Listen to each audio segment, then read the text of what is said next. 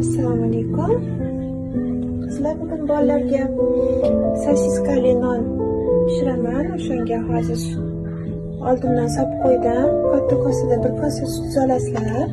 Ilitib, katta qoshiqda yarim qoshiq tuz, yarim qoshiq shakar solamizda.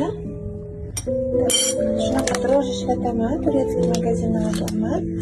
Dro'j solamiz. Taxminan katta qoshiqda tushishi kerakda, yaxshiroq 2 qoshiqcha tushadi. Buni soldim. Keyin buni solib, bismillah. Buni solib, yumshoqroq qilamiz.